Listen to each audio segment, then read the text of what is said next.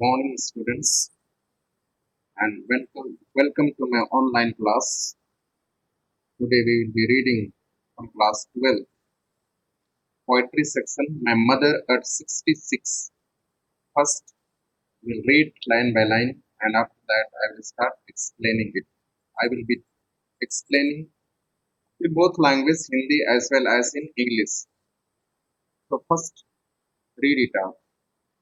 Driving from my parents' home to Cochin last Friday morning, I saw my mother beside me, rose open mouthed, her face ashen like that of a corpse, and realized with pain that she was as old as she looked, but soon put that thought away and looked out at young trees sprinting, the merry children spilling out of their homes.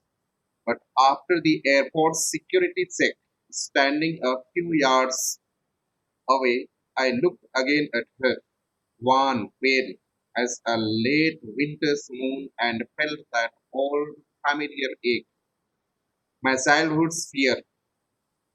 But all I said was, "See you soon, Amma." All I did was smile and smile and smile. So now we read line by line. My mother at 66. तो ये part जो है एक माँ के बारे में है और माँ की अहमियत अपने जीवन में कितना होता है हम सभी जानते हैं। तो एक लेखिका है कमला दास, इसके द्वारा ये लिखा गया है अपनी माँ के बारे में। तो हम कमला दास के बारे जीवनी के बारे में थोड़ा हम देख लेते हैं।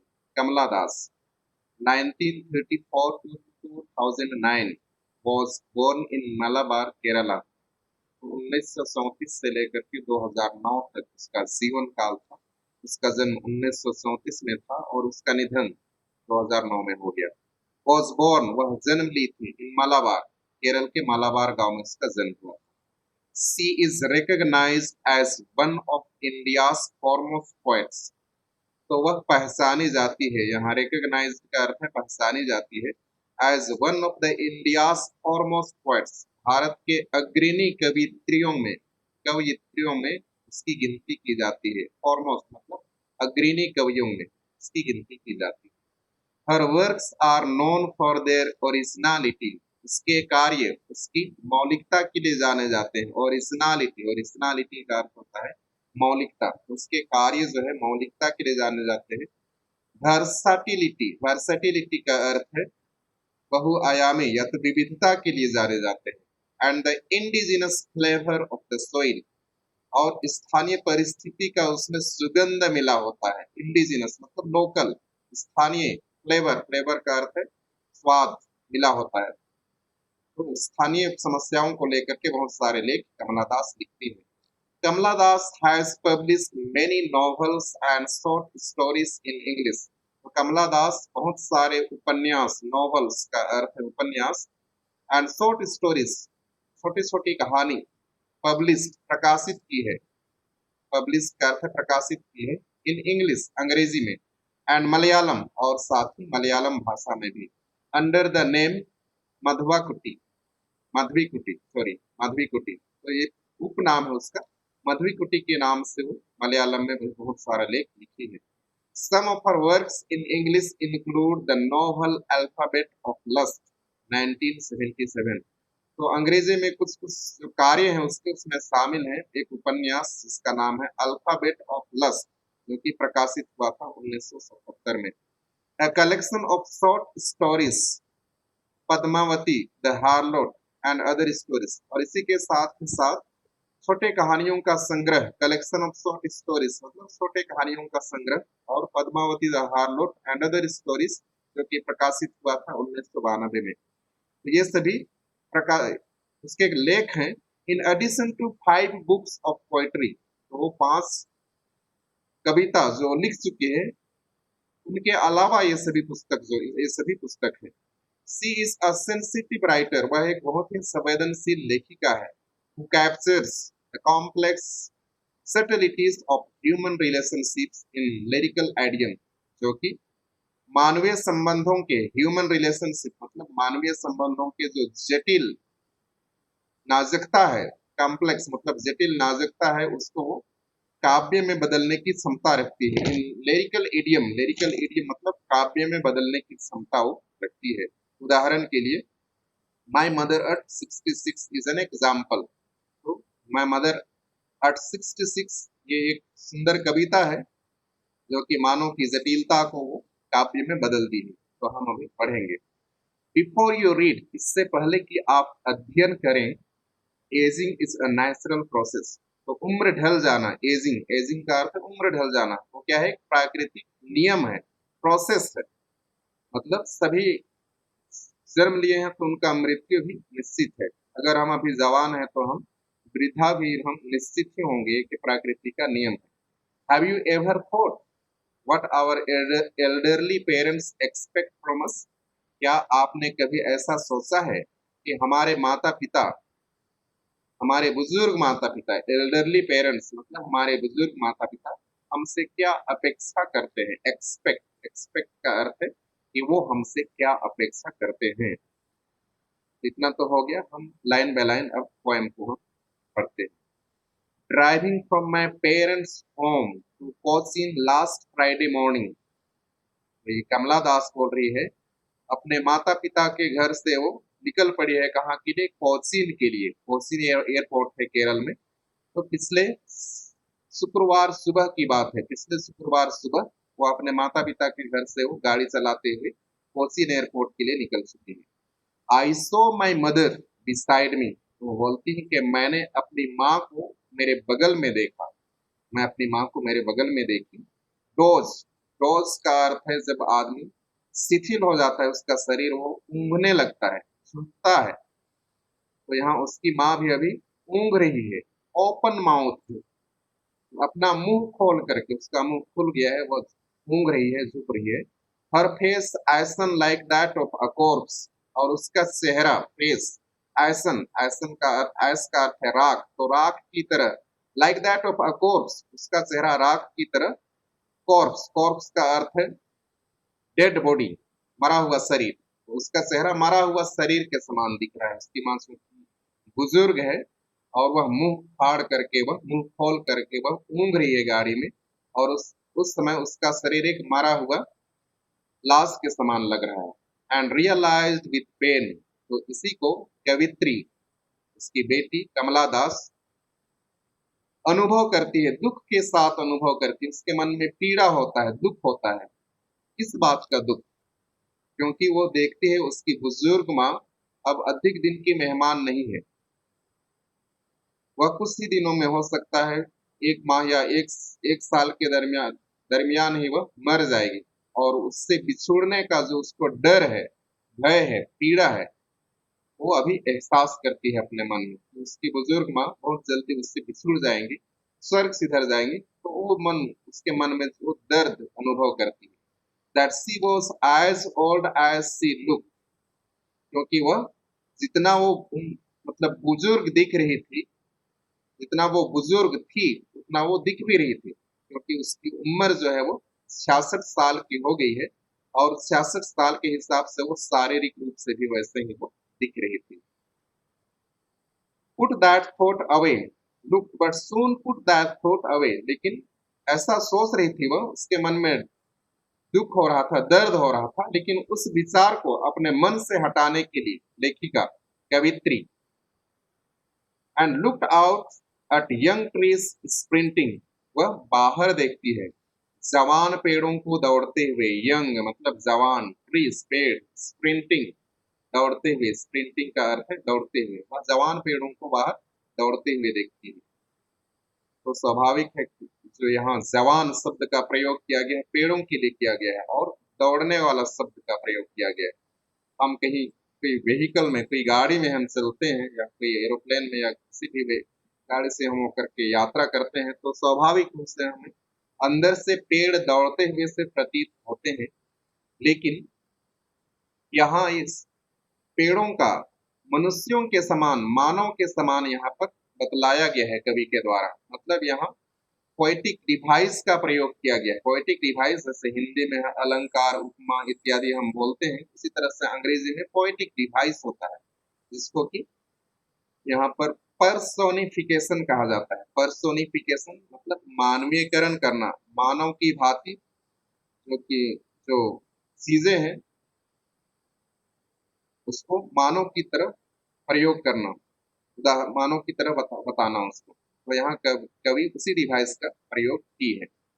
The merry children spelling out of their homes. merry, merry का अर्थ है हैप्पी, खुश। हम लोग मेरी क्रिसमस बोलते हैं, ये शब्द आता है हैप्पी। तो खुशहाल बच्चे, चिल्ड्रन।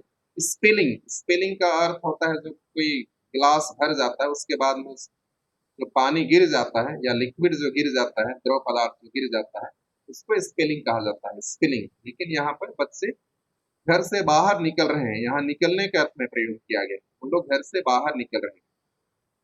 तो यहाँ तुलना किया गया है, हम दो परिस्थितियों का, एक आयरनी, आयरनी मतलब दो ऑपोजिट चीजों की तुलना की गई है। लेखिका जा रही है एयरपोर्ट कोचिंग और उसके बगल में उसकी बुजुर्ग माँ ऊँग रही है, बैठी हुई है, ऊँग रही है, और जिसका चेहरा एक लाश की तरह दिखाई दे रहा है क्योंकि वो बुजुर्ग है, हताश निराश, उसका जो शरीर है वो भी सूख गया है, उसमें खून नहीं के बराबर है और इसलिए वो एक लाश के समान दिखाई दे रहा है। तो वहां भी तुलना किया गया था, उसमें सिमिली का प्रयोग किया गया था, वहां पर लाइक शब्द का प्रयोग किया गया था। तो यहाँ पोएटिक डिवाइस, और यहाँ तो दो चीजों के बीच में तुलना की जा रही है। एक तो वो गाड़ी में है और वहां पर कुछ भी उत्साह नहीं है, सब चीज नकारात्मक है। लेकिन जब वो बाहर देखती है तो पेड़ भी न जवान पेड़ है, वो कितना चंचल है, दौड़ रहे हैं, और छोटे छोटे बच्चे भी कितना खुश हैं, दौड़ रहे हैं, और उसमें लालिमा है, उनके चेहरे पर लालिमा है, जोश है, चंचलता है, मतलब कितना सुंदर खुशहाल लग रहे हैं बच्चे। लेकिन उसके विपरीत उसकी माँ को अगर हम सोचें तो वह वृद्धावस्था में है और उसके चेहरे पर जो लालिमा था, जो उसका चेहरा खिला खिला सा रहता था, अभी मुरझा गया है, उसका चेहरा फीका पड़ गया है, उसके शरीर पीला पड़ गए हैं खून की कमी के कारण, और इसलिए वो मुर्दा सा लग रही है, डेड बॉडी के समान लग रही है। तो उन दोनों की बीच में तुलना किया गया। बाहरी का हाव भाव जब हम जवान रहते हैं तो कितना हमारे में चेहरा कितना आकर्षक रहता है, हम चंचल रहते हैं, नए जोश उत्साह में रहते हैं, जब लेकिन हम जब हमारा उम्र ढल जाता है तो हम कैसे मुरझा जाते हैं, हमारे चेहरे की जो सुंदरता है वो भी चली जाती है। यही तुलना की गई है। और जो कवित्री है वो बाहर देख करके जो अपने मन में दुख का भाव आ रहा था उसको भुलाने की कोशिश करती है, वह इन पेड़ों को और इन बच्चों को खेलते हुए देख करके। But after the airport security check, अब वे पहुंच गए हैं होसिन एयरपोर्ट। और जब आप कभी अगर यात्रा किए होंगे एयरपोर्ट में, हवाई जहाज, एयरपोर्ट से हवाई जहाज में, तो आपने जरूर, आपका वहाँ सिक्योरिटी चेक होता है, आपका सामान का स्क्रीनिंग किया जाता है और उसके पश्चात ही आपको अंदर जाने दिया जाता है। तो यहाँ पर कवित्री वो विदेश जा रही है और उसका सिक्योरिटी चेक हो गया है और वह स्टैंडिंग अ फ्यू यार्ड्स, वहाँ फ्यू यार्ड्स अवे, और वहां से कुछ ही गज दूरी पर वो, अपनी माँ से कुछ ही गज की दूरी पर वो खड़ी है। यहाँ पर हम चित्र में देख पा रहे हैं, पिक्चर में देख पा रहे हैं, ये उसकी बूढ़ी माँ है, बुजुर्ग माँ, और वह अपना हाथ उठा करके उसको बाय बाय कर रही है। और उसकी बेटी कमला दास इधर, वो भी अपना हाथ उठाई है, और यहाँ ये फ्लाइट का चित्र है। तो यहाँ एक दूसरे को उन लोग अलविदा कह रहे हैं। तो सिक्योरिटी चेक के पश्चात जब वो कुछ ही गज की दूरी पर खड़ी थी, I looked again at her wan पेल। लेखिका कह रही है, कवित्री कह रही है, मैं दोबारा से अपनी माँ को देखी, अट हर मतलब मैं अपनी माँ को दोबारा से देखी। वान, वान मतलब फीका, उसका शरीर फीका था, कलरलेस। वान का अर्थ है कलरलेस, जिसमें कोई रंग ना हो। पेल, पेल का अर्थ होता है पीला, तो वान का अर्थ है कलरलेस, और ये पेल का अर्थ होता है पीला। उसका शरीर पीला दिखाई दे रहा था क्योंकि उसके शरीर में खून भी कम है। As a late winter's moon and felt that old familiar ache my childhood's fear। वहां फिर से तुलना किया गया है, वह अपनी माँ को देखती है कैसे, कलरलेस, फीका, पीले रंग की उसकी माँ दिखाई दे रही है, जैसे कि लेट विंटर्स मून, शरद ऋतु में चंद्रमा दिखाई देता है। तो शरद ऋतु में चंद्रमा कैसे दिखाई देता है, क्योंकि ठंड के मौसम में कुहासा होता है, कोहरा होता है, जिसके कारण से चंद्रमा का प्रकाश हम तक स्पष्ट रूप से नहीं पहुंच पाता है और वह धुंधला सा दिखाई देता है। ठीक उसी तरह जब व्यक्ति बुजुर्ग हो जाता है तो उसका शरीर भी उसी तरह से धुंधला सा हो जाता है, कमजोर हो जाता है और उसमें कोई शक्ति या उत्साह नहीं रहता है। तो इसी तरह से उसकी माँ की तुलना किया गया है। तो यहाँ फिर से एस का प्रयोग किया गया है। ये क्या है? एक पोएटिक डिवाइस है। जिस तरह से मैं पहले बताया, सिमिली बताया, फिर पर्सोनिफिकेशन बताया, यहाँ फिर से सिमिली का प्रयोग किया गया है। जब किसी चीज का दूसरे से तुलना किया जाता है वहां सिमिली होता है। As a late winters moon and felt that old familiar ache, और फिर से उसको देख कर उसके मन में वही बचपन का पुराना डर और दर्द, एक का अर्थ होता है दर्द, एंड फियर का अर्थ होता है डर। ये दर्द और ये डर उसके मन में फिर से आ गया। तो कुछ फैमिलियर मतलब जाना पहचाना दर्द फिर से उसके मन में उभर के आ गया। मैं चाइल्डहुड फियर, क्योंकि वो बचपन में डरा करती थी। तो बचपन में हम जानते हैं माता के बगैर बच्चा नहीं रह सकता है। और वो जब बड़ा भी हो जाता है, स्कूल हम बच्चा चला जाता है, तो भी कुछ होने से उसको मम्मी का ही याद आता है और वह माँ को ही ढूंढता है और माँ के बगैर वो असहाय महसूस करता है। तो उस समय जो अनुभव की थी कमला दास, स्कूल जाते समय शायद उसको मम्मी छोड़ दी थी होगी, और वो जो विछड़न था और वो डर और भय था, वो वही डर और भय अभी फिर से उसके मन में आ जाता है। क्यों आ जाता है? बट ऑल, क्योंकि वो अभी यही सोच रही है, क्योंकि उसकी माँ की उम्र इतना पहुंच गया है, 66 में है वो, 66 साल की हो गई है, और वह नहीं जानती है कि इसकी माँ कब गुजर जाएगी। हो सकता है 1 आध 2 माह रहेगी या तो 1 आध साल ही रह पाएगी, क्योंकि उसका शरीर देख करके, अभी उसका शरीर देख करके उसको मतलब लाश मरा हुआ बॉडी के समान, मरा हुआ शरीर के समान लग रहा है। तो इसलिए वो उसको बिछड़ने का डर है, क्योंकि उसकी माँ से वो सदा के लिए बिछुड़ जाएगी, उसकी माँ उससे सदा के लिए चली जाएगी। बचपन में तो वो उससे कुछ पल के लिए बिछुड़ जाती थी, लेकिन अभी वो बुजुर्ग हो गई है और उससे वो सदा के लिए बिछुड़ जाएगी। यही डर और भय उसके मन में है, और इसलिए वो अपने डर और भय को छिपाते हुए, कहीं उसकी माँ न देख ले उसकी दुख और पीड़ा को, उसको छिपाते हुए वह कहती है, but all I said was see you soon Amma. तो वह साहस बटोर करके कहती है कि मैं आपको बहुत जल्दी मिलूंगी अम्मा। अम्मा मतलब इस शब्द है, मम्मी को अम्मा कहा जाता है। तो वह अपना दर्द और दुख को छुपा रही है अपनी माँ से और बोल रही कि मैं बहुत जल्दी आपसे मिलूंगी, क्योंकि वह नहीं जानती विदेश जा रही है और उनके आने तक उसकी माँ जिंदा भी रहेगी कि नहीं, वह इससे निश्चित नहीं है, अनिश्चित है। और इसीलिए वो उसको भरपाई करने के लिए यही कहती है कि मैं आपको बहुत जल्दी मिलूंगी। All I did was smile and smile and smile. यहाँ फिर से एक पोएटिक डिवाइस का यूज किया गया है। ये जो शब्द है smile and smile and smile, मतलब 3 बार रिपीट किया गया है। और ये रिपीट करने को पोएटिक डिवाइस में हम बोलते हैं अल्टरेशन, अल्टरेशन कहते हैं। तो हमने 3 प्रकार का यहाँ पोएटिक डिवाइस देखा। पहला तो सिमिली, दूसरा पर्सोनिफिकेशन, और ये अलिटरेशन। तो हम इसको भी हम अपने मन में ख्याल रखेंगे। तो देखिए किस तरह से कमला दास अपनी माँ के बारे में वर्णन करती है। उसको दर्द है, अपनी माँ से वो सदा के लिए बिछुड़ सकती है। जब वह दोबारा से आएगी, हो सकता है उसके माँ के घर, तो वह उसकी माँ से न मिले, लेकिन फिर भी वह अपने जो दर्द है, पीड़ा है, डर है, उन सभी को छिपाते हुए बोलती है कि अम्मा मैं बहुत जल्दी आपको मिलूंगी। तो इस तरह से ये पार्ट समाप्त हो गया। और अगला हम देखते हैं, ये शब्द है नया शब्द स्प्रिंटिंग। ये शब्द पहले भी आ चुका है, मैं बताया हूँ। तो इसका अर्थ है शॉर्ट फास्ट रेस, रनिंग, मतलब स्प्रिंटिंग मतलब दौड़ते हुए, जवान पेड़ दौड़ते हुए। ये शब्द देखे थे हमने। वान, वान मतलब कलरलेस, फीका। वान का अर्थ है कलरलेस, फीका। तो हम जो कुछ प्रश्न है उसको हम हिंदी में ही समझते हैं अभी। What is the kind of pain and ache that the poet feels. तो यहाँ पूछा जा रहा है कि किस तरह का पीड़ा या दर्द है जो कि कवित्री अनुभव करती है, किस तरह का पीड़ा या दर्द का वो अनुभव करती है। तो कवित्री, उसको पीड़ा और दर्द इस बात का है क्योंकि वह अपनी बुजुर्ग माँ को अपने बगल में ऊँघते हुए देखती है और उसका चेहरे को देखती है। तो उसका चेहरा जो है वो राख की तरह और डेड बॉडी के समान पड़ा हुआ उसको दिखाई देता है उसकी बुजुर्ग अवस्था के कारण।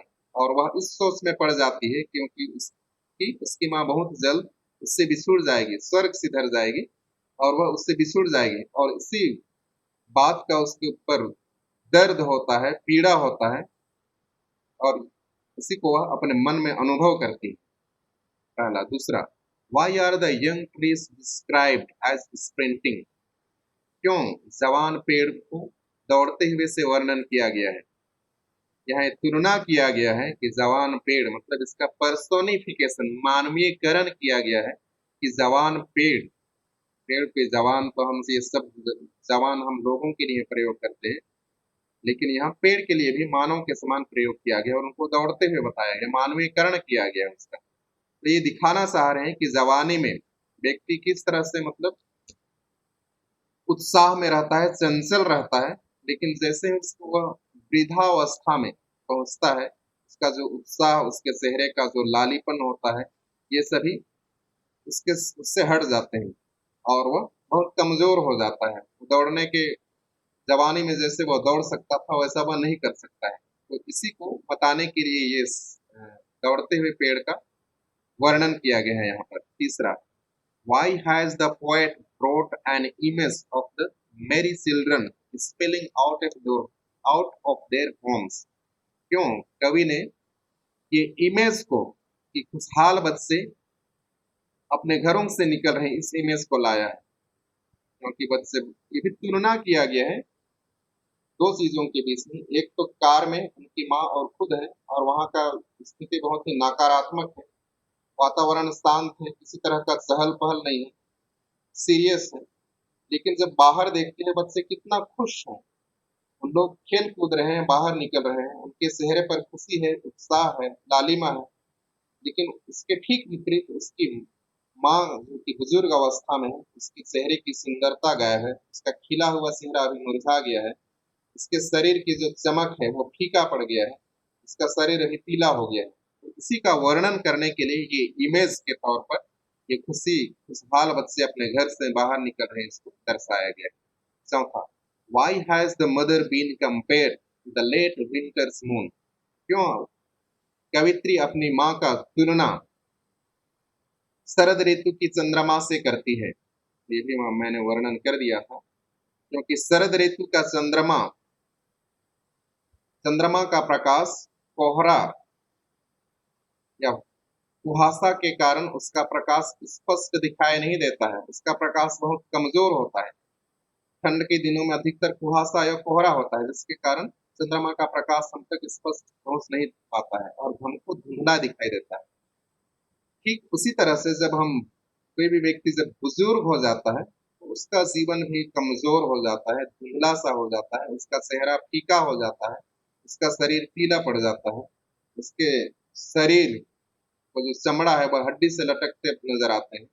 और इसीलिए इसका शरद ऋतु की चंद्रमा के साथ तुलना किया गया। पांचवा, what do the parting words of the poet and her smile signify?